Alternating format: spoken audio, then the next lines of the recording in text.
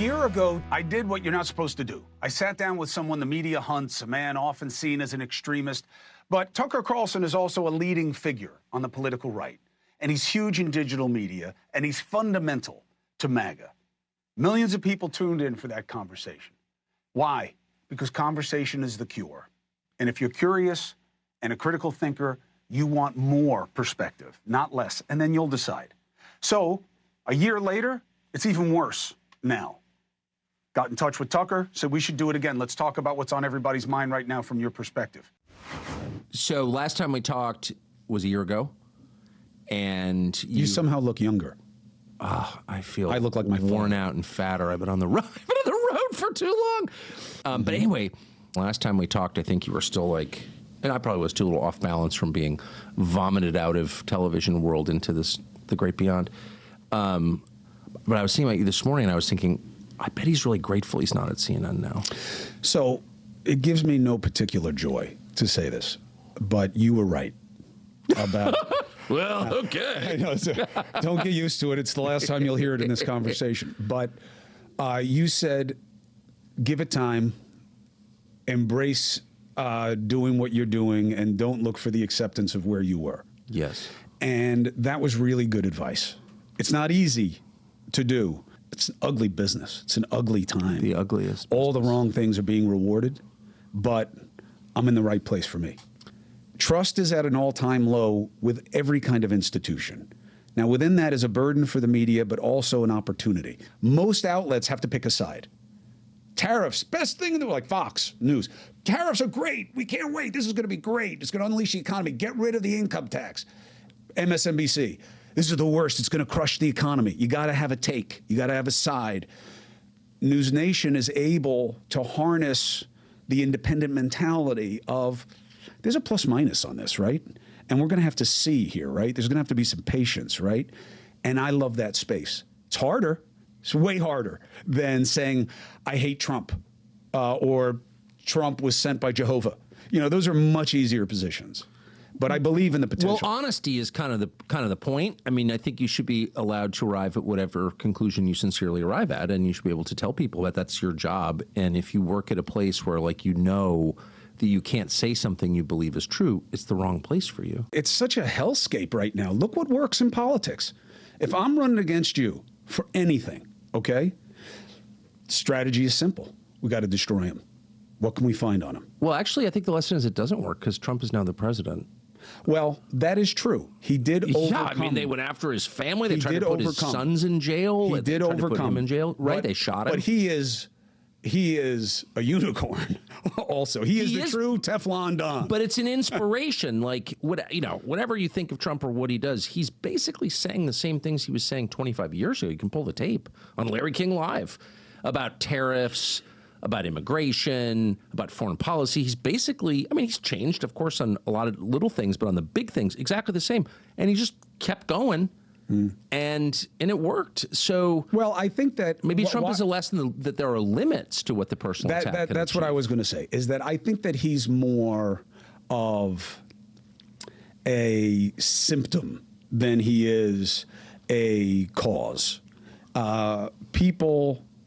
The election message was, you guys are focusing on things that don't matter to us the way you want them to. Right. And what does matter to us doesn't matter enough to you. And what they saw in Trump were two main things. One, the personification of this, that you are trying to destroy this guy on a basis that we are not really okay with.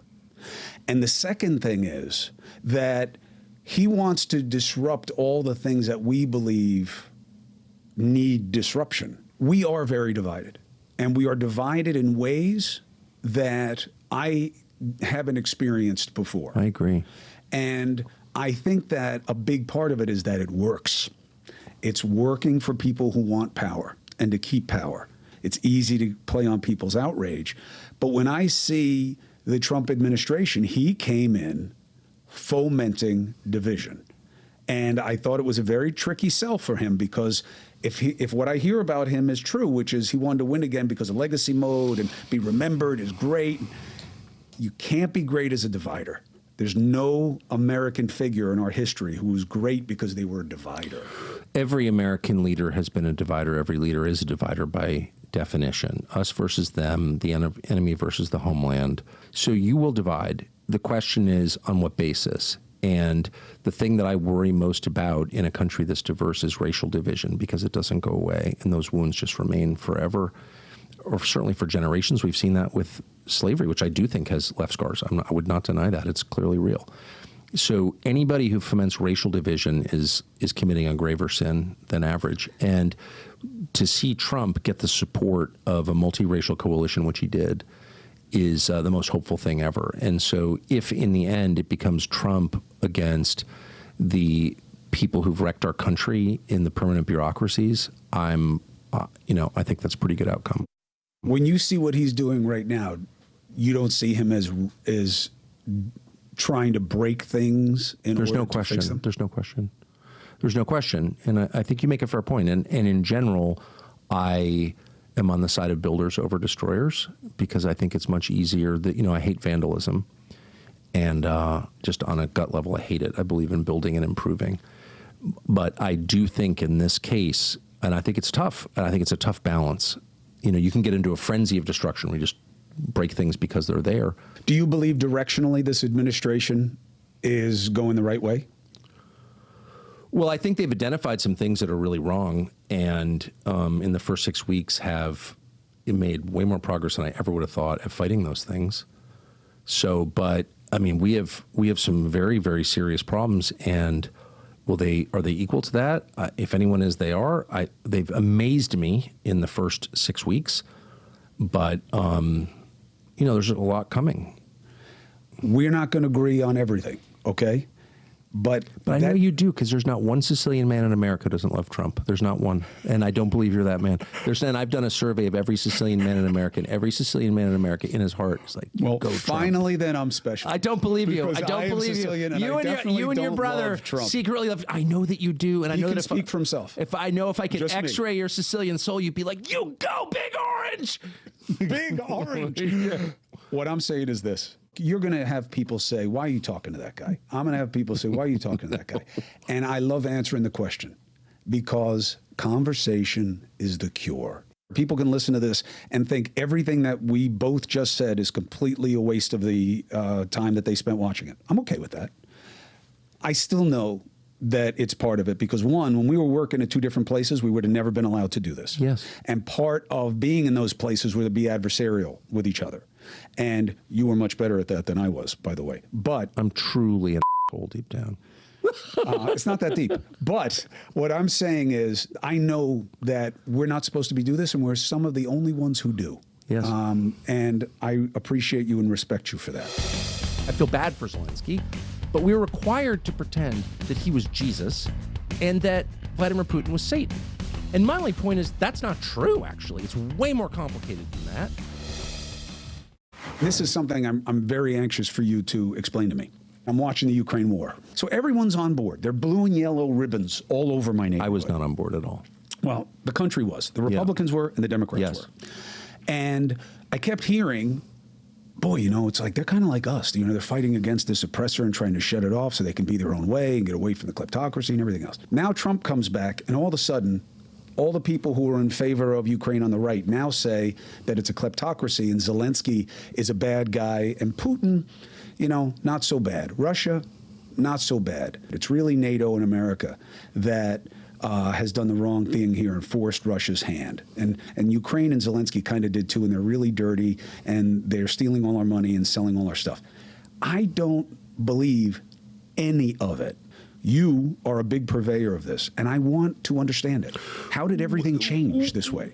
Well, it changed because politicians in general, with some exceptions, but not many, have no principles at all. And they respond just to one stimulus, which is election. That's it. And if they think something will get them reelected, they'll say it. And if they don't, they won't. I've said the same thing, I think, since day one, which is this is not in our interest at all. And we've really hurt ourselves, and we've dislodged the dollar from its preeminence, and that has consequences people are not thinking through.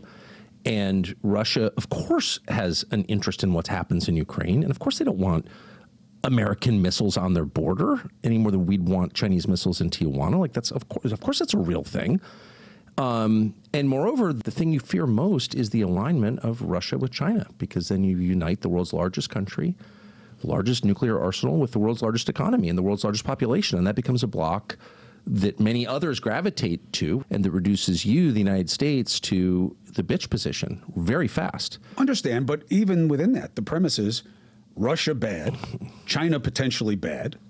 What does bad even mean? I mean, like... Russia bad means bad. They are consistently invested in what's bad for America. Putin is a... Well, they certainly are now. I mean, they're aligned with China. So, yeah, that was not true at the beginning of 2022. And so I would invading Ukraine was wrong, what they did. And Ukraine did not start that war. Well, the whole thing was wrong. No, Russia invaded Ukraine yes. for one specific reason. Russia's concern was that Ukraine remain not part of NATO. They want to control Ukraine to some extent. It's their neighbor. The bottom line is Russia wanted a friendly government in Ukraine. Okay? I get it. The United States, which is nowhere near Russia or Ukraine, went across the Atlantic Ocean to install its president in Ukraine in a coup. Okay, I guess both are bad, but if you're being an adult about it, you understand that great powers have an interest in not having other people's nuclear weapons on their borders. So we don't have nuclear weapons on the border. The only nuclear weapon... Well, the only really? So NATO doesn't have... Look... In Ukraine? No. Okay. Their concern was... And Ukraine used to have a lot of nukes, and they agreed to get rid of them on the basis of protection from Russia. Those were Soviet nukes, right. And that was negotiated by the United States. But right. All I'm saying is, if you're thinking about it from the perspective of what's good for the United States, you do not want Russia becoming in close military alliance and economic alliance with China. And every administration has understood this. The Biden administration went to the Munich Security Conference in February of 2022 and had the Vice President of the United States, Kamala Harris, say at a press conference to Zelensky, we want you in NATO. We want you to be an American satellite with American weapons in your country. She said that, knowing that was the red line. Putin's like, look, I just don't want Ukraine in NATO. That's it. You've had all these countries around my borders in NATO, but you cannot have Ukraine. It's too big. It's too important. And Putin gave a speech immediately after in Russian saying, this NATO thing is too much, we have to invade, and we're doing it. Those are the facts, okay? So the question is, why would you do that? Because we want to fight Russia. And now that is the core, the desire of the American foreign policy establishment to have a war with Russia. That does not make any sense to me. Zelensky articulates a very different case, right? He wanted... What's his case? His case is he wanted America and Europe to help them fight back Russia because Russia wants to reestablish the USSR.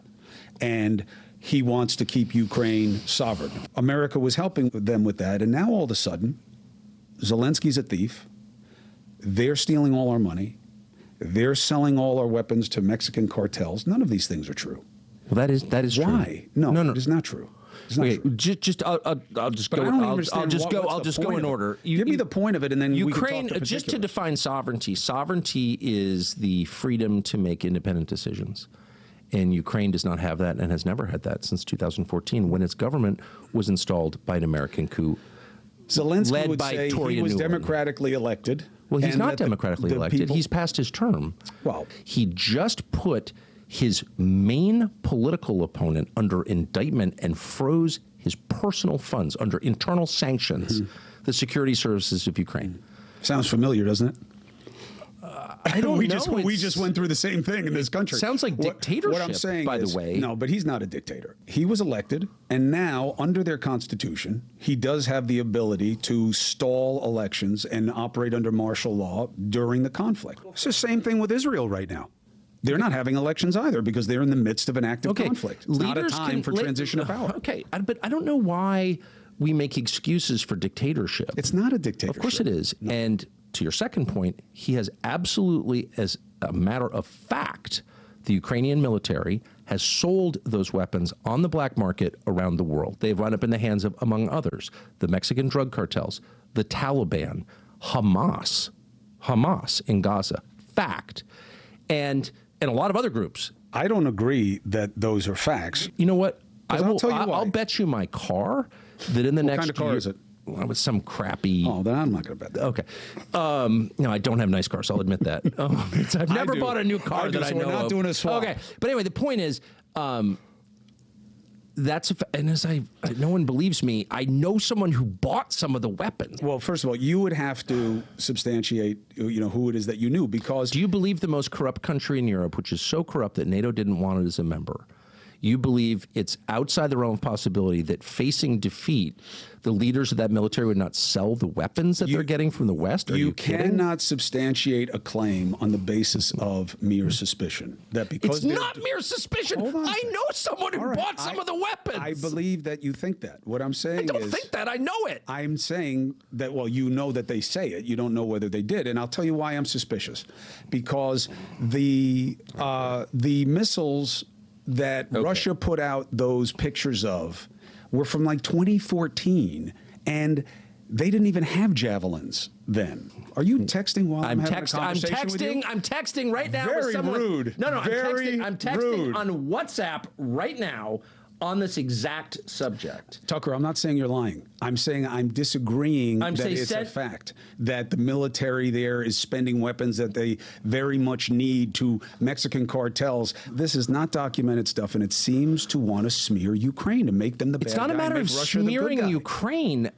Okay, this is one of those topics that I'm just gonna. I'm not mad at you. No. I'm mad because I know this is true. Then why hasn't it been documented?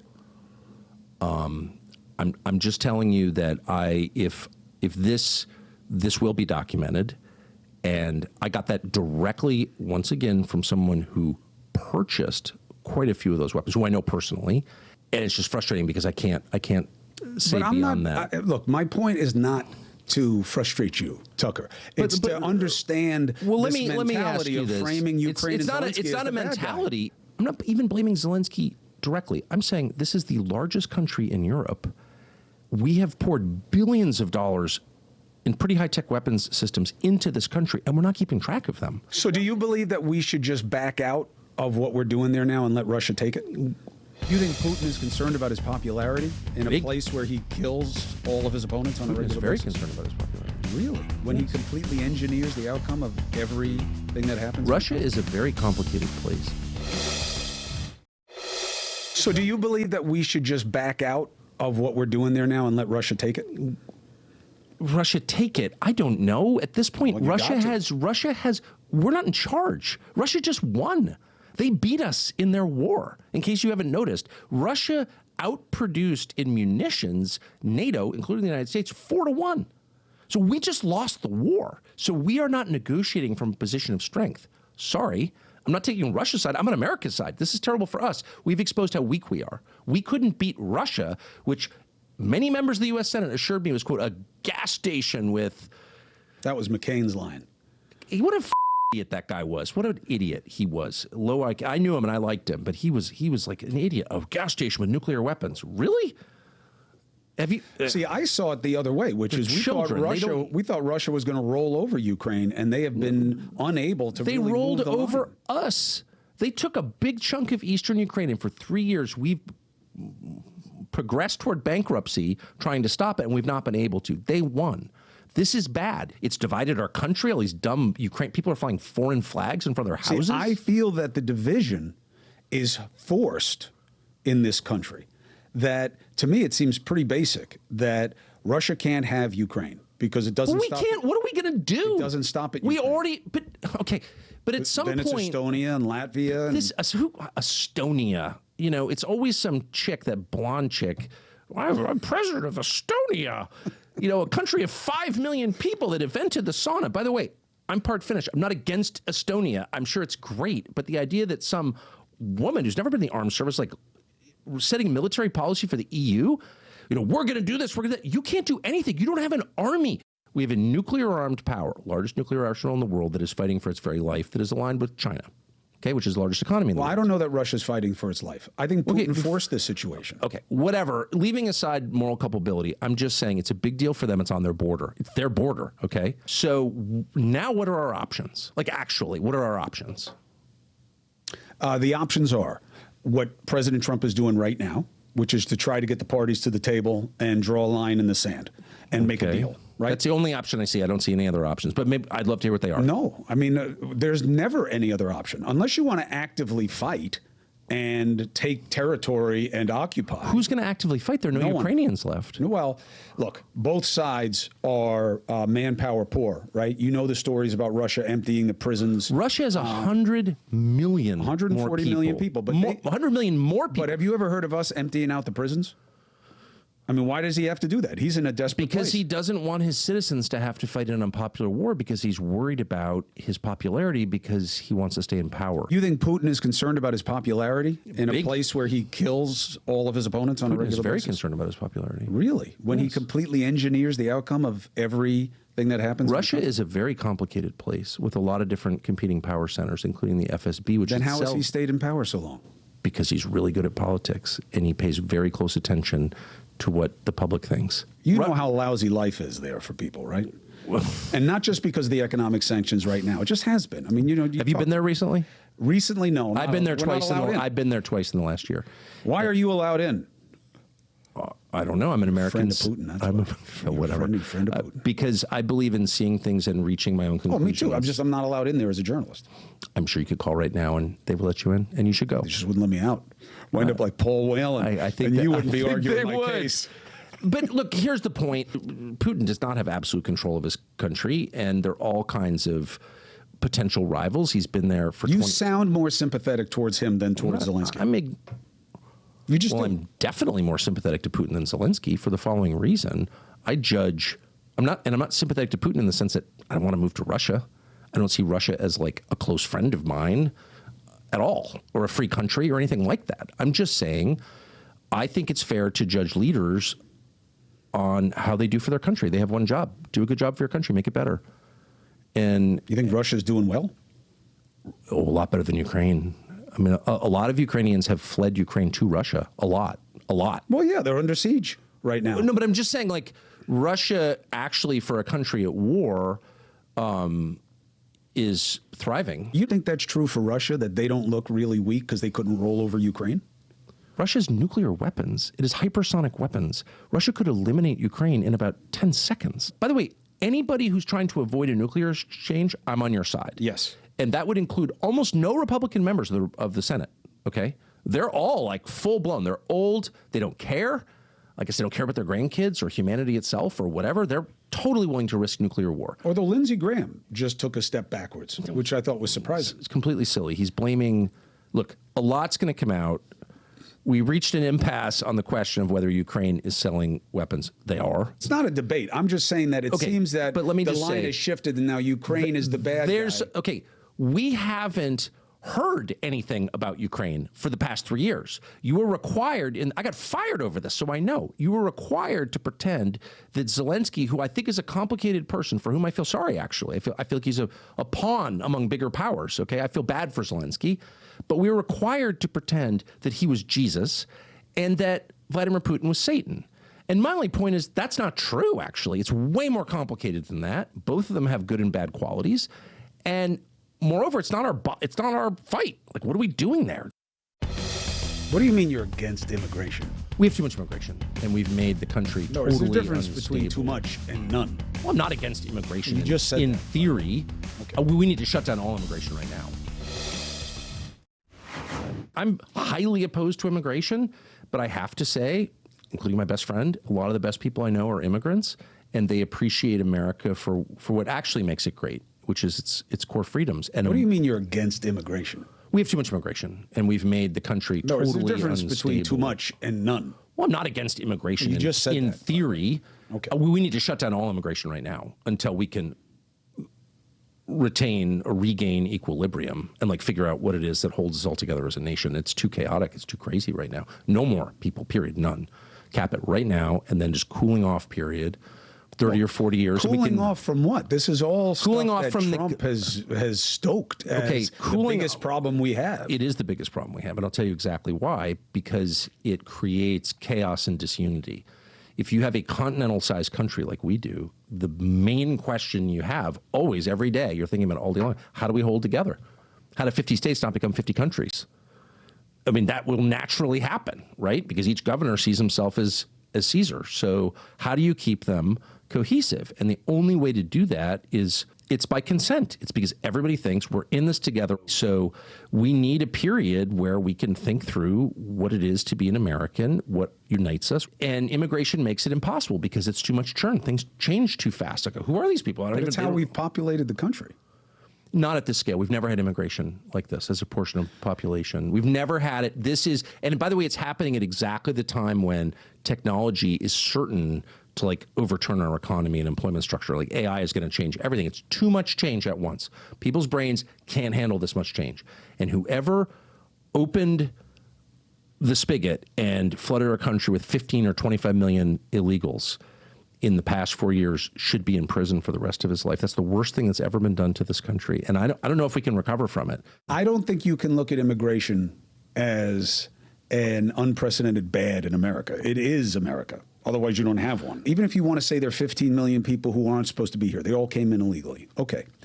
One, you see how easier it is to say that than to do something about it, right? Because he was going to come in and round them all up, and now it's an unsolvable problem. Yeah. Well, the question is it a problem or is it a challenge, and it is a mixed bag? You have 7 million open jobs in the country that are necessary. What does that tell you? You don't have enough people to fill them. Okay. So that means that the 15 million people haven't taken everybody's jobs. Why are we giving government benefits to people here illegally? It's a legitimate political question. Now, when no, it's not a political question. It's like it's a social question. It's like a core question. It's like, if you want them to fill these jobs, why are you subsidizing them not to work? Well, it's not that they're subsidizing not to work. Why are you subsidizing them at all? Because that was that's why I'm saying it's a political decision. They decided to do that. You could decide not to do that. Now, they don't get Social Security benefits. Very often you'll hear... Well, they're young people. They don't care. You have a third of... And again, these are all rough estimates, because to your point about tracking, we don't do this well here either. You have a third, let's say maybe close to a half, of illegal entrants working in this country whose employers pay into Social Security for them. No, I know all these numbers. They do not get any of the benefits of that. Right, so we should be grateful to the Haitians. Not grateful, right. But you got to see it as a mixed bag. It's not they are little demon seed running around. I see it as the greatest failure this country's ever presided over, which is the failure to encourage its own citizens to buy into the country sufficient to have kids. You have to have an economy that allows young people who aren't rich, whose parents aren't rich, to get married and have kids. And so rather than fix that problem, you have to import people because, we need workers. Well, what about, we both grew up in a world where people had kids and they don't now. And whose fault is that? It's our leaders' fault. That's like a core fault. That's like a true sin, in my opinion. It's always been both, right? I'm second generation in this country. So you've always been doing both. You've been having babies and you've been bringing in people because that's the American opportunity. No, but right? What you haven't had is the birth rate just like ending for native-born Americans. Ending. And then you have the thing I referred to earlier, which is the chaos of change. You don't think Trump made a boogeyman of illegal entrants in this country by saying they're the bad hombres, they're all bringing the murderers, and you know that the crime rate among that population isn't the same as the native population. A single crime by an illegal alien is unacceptable. Illegal immigration is unacceptable. It's not a real country if you don't have very borders. Convenient standard, though. It's not. We don't use that anywhere else. You're not from here. You're not American. What are you doing here? You broke laws of my country to get here. Yes. And you expect me to like it, and me to kiss your ass, and me to give you housing vouchers and food stamps and free education for your kids. What? I didn't sign up for that. I was born here. I actually like immigrants. That's what I was trying to say. Elon Musk, my best friend and business partner, a million immigrants I love, but inviting people in illegally, immediately putting them on welfare when they have no relevant skills to a tech economy, which they don't. A lot of them can't read. We don't know their real names. How is that good for America? In no sense is it. It's the destruction of America. And everyone knows that. And everyone's so paralyzed by race guilt, they can't say it. But it's not about race. It's about a basic question that any country has to ask itself, which is, what do I have in common with my neighbors?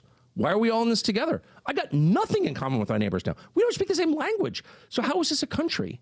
God forbid there was another 9/11. Would we come together? I want to say yes. I don't know. Certainly, I know how President Trump would handle it, and it would not. We've imported a lot of foreign conflicts into this country. I just want to say that. Meaning? Meaning that one of the byproducts of immigration is people bring their ancient resentments with them, and that should not be allowed. Period. Like, you want to come to our country for the opportunity, for the freedom, great. But you cannot, once you arrive, use the things that you're mad about in your home country to influence my foreign policy. My family's been here a long time. That's not allowed. It's not your country, actually. We're welcoming you, but you can't bring your ancient hatreds with you. And a lot of different groups have. And yet, here's a counterfactual. What do we see happening in Europe right now that isn't happening here? Them having huge numbers of Muslims from different ethnic extracts in that part of the globe coming into societies, not assimilating. I agree. That's certainly what the French are dealing with and what the UK is dealing with to a little bit of a lesser extent. In America, that hasn't happened. Yes, we're farther away, but hasn't happened. Muslims come into this country. It's one of 2 countries on the face of the planet that have more Jews than Muslims. Probably won't stay that way. But when they come into this country, they assimilate. And we don't do what the French allowed, which is to have them all living together and separate from the rest of the society. America That's is about historically assimilating. been true. The only things, having spent a long time in Europe, I would say, one, I think it's unfair to blame. It's like everyone blames the European populations, and this was imposed on them by their leaders. Don't blame them. A. B, Europe is just way smaller. It's way smaller. And so the United States is so big that I've spent my whole life here. There are a lot of parts of the country, I don't know what's going on there. And I travel a lot in this country, and I go to places, I'm like, what is this? It bears no resemblance to what I thought was here. Totally different. Go to Portland, Maine. It doesn't look anything like the Portland, Maine you remember. And there's no evidence people are assimilating at all. And so, I think the lessons of Europe, the United States, I think, did a really good job of assimilating immigrants, your grandparents, when the great Southern European wave of immigration came at the turn of the last century, and they really self-conscious, all public schools taught civics and this is what it is to be an American, learn English. Did your parents even speak Italian? Oh yeah. They did. But what did my grandparents want? Be American. Exactly. No, but that's exactly right. But speak the language. Be American. They were discouraged from speaking Italian except in the house because my grandparents didn't speak English. Exactly. Right. And that, I think, was the rule. And, whatever the language was. So that's no longer true because when we make any effort to make people American because we can't define what American is. We need to have a unifying idea or else we will break apart. Why don't they put it out? Because institutions protect themselves, Tucker, as we both know. Really? And there is clearly information in those files that are going to make the CIA look bad. Let me ask you a question that for some reason seems to have sunk beneath the waves. The JFK story, 62 years ago, the president's murdered. It's pretty clear that the story we were told isn't true. And it bothers people because it gets to a core question, which is the president capable of making independent decisions, or is there a threat of physical violence against all American presidents that persists? What is that? Why have these been secret for so long? Look, the idea of the deep state to me is a convenience more than it is a reality. It's a boogeyman. Why don't they put it out? Because institutions protect themselves, Tucker, as we both know. Really? And there is clearly information in those files that are going to make the CIA look bad. Just the CIA? Well, whatever. Different agencies. No, not whatever. I mean, I don't know because I haven't seen them. Well, so here's, but it could be the FBI, it could be the CIA. Okay, so I've always thought that.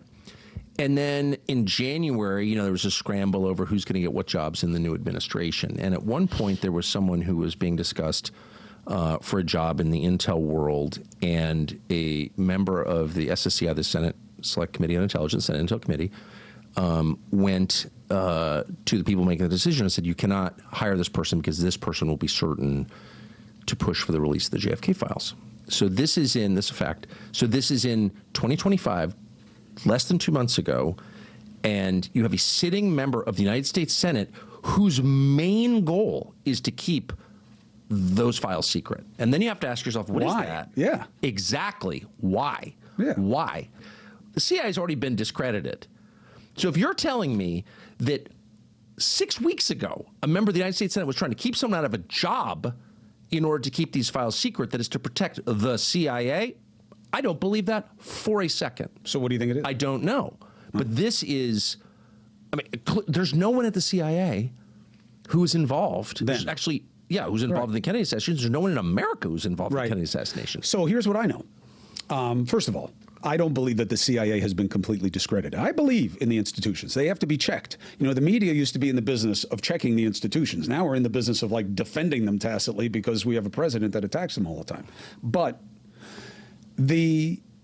so Mike Pompeo gets in there.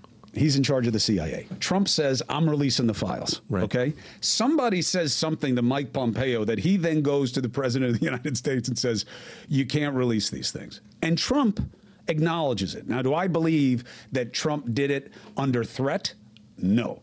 I think that Trump just decided that whatever he was being told made sense. But it's, and I'm not even speaking of Trump or Pompeo, who's a very sinister person.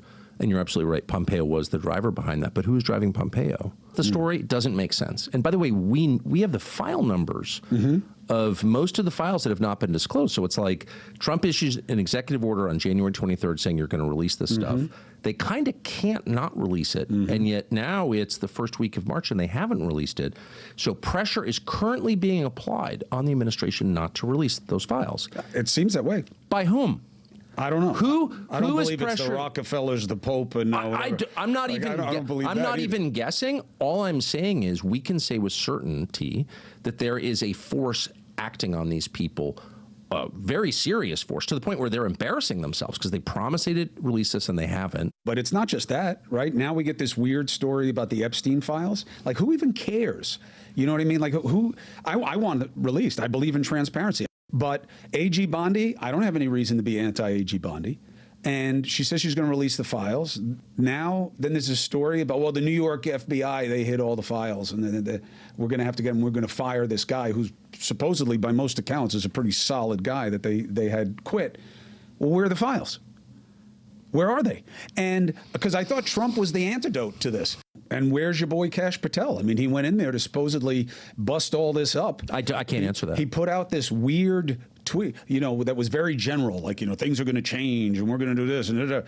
After we learned that someone under his control now, right, because he's the head of the FBI, in that office that's under him, why wasn't he there? Why didn't he go there and say, give me the files, give them to me? Weren't you just saying the deep state's not real?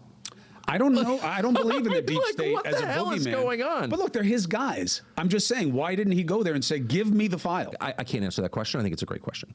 But let's just use logic for 1 second. Clearly, if you watch this, in my case, for the same as you, 35 years, watching this stuff carefully, and somebody, you know, gets in office, I'm going to do this, that, and the other thing, and then like 5 days later, they're like, well, actually, someone has called that person to say, there's something you didn't know. Here are the consequences of doing that. Someone has applied very serious pressure on this person. Pressure so serious that that person is willing to humiliate himself. So wait a minute. Here's the part I don't So who's that person exerting the pressure? But you are uniquely qualified to get this answer because one of us can call the President of the United States right now and ask him. And the other one is me. So why don't you know? That's a great question. And it's the only kind I asked. So what I brought to it was the knowledge that a member of the Senate Intel Committee, I'm not guessing, called over and said, you cannot appoint this person. So why don't you expose that person, first of all, so we can start chasing after him? Tom Cotton of Arkansas did that. Tom Cotton? Yes, correct. And did you ask him? I haven't. No, I haven't asked him. I mean, what the hell's going on with you? I'd like to.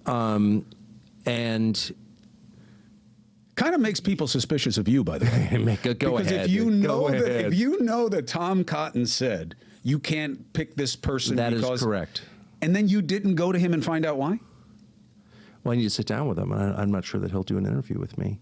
With you? I'm waiting. You are like the spirit animal of that administration. No. But it's a fair look. It's a fair question, and the answer is, I hadn't thought to do that. And there's a lot going on, and I've been distracted, and I've kind of been. Now I think you're part of the deep state, and just like that. Think that I probably wouldn't be saying any of this if I was part of the deep state, unless that's what they would do, is make me think that it exists, but you're not sure because it's actually you. Here's my point. Please. I am really concerned, not just because, I am curious and I want to get to the bottom of mysteries, which is true, but I'm really concerned that the failure to disclose big things like details about the murder of a president in a democratic country, republic, that will convince people that our system itself is fake. And it's kind of hard to argue that it's real. I totally agree. If you can't even know who killed the president. Transparency is trust. 62 years later, Mike Pompeo was working to keep American citizens from knowing who murdered their president? And even with UAPs or UFOs, whatever terminology you want, We couldn't get more information. These things are all over the place. Sure, some are helicopters, some are fixed wing. Okay, not all of them. And they don't know? Of course they know. Well, but what are they, do you think? I don't know what they are. The point is that they know, and they won't tell us things. Well, I think it is anathema to democracy. Of course I agree with everything you're saying except one specific point, which is I'm not sure they know. They have programmed. They certainly know more than we do. Put it that way. They do. They may know that they don't really know, which is the scariest thing of all. Well, again, these are your people. Why don't you talk to them? They love you. Oh my gosh, I have. And so what do you got for I me? think come all the way down here. We don't cross know. all these bridges. We don't know. And I think that's kind of the scarier answer is flying over military bases, shutting them down, and you shutting down military. Yeah, and you don't shoot them down, and then figure out what it was. Well, maybe you can't. So that's. So look, I mean, I think we're getting to the same answer if there is a very obvious mystery that's publicly known, there's public pressure to solve the mystery, to divulge what you know, and you don't. Yes. Then there's a real reason behind it. Hey, thanks for watching. Go to joinnn.com to find NewsNation on your screen. And don't forget, click the red subscribe button below to get more of NewsNation's fact-driven, unbiased coverage.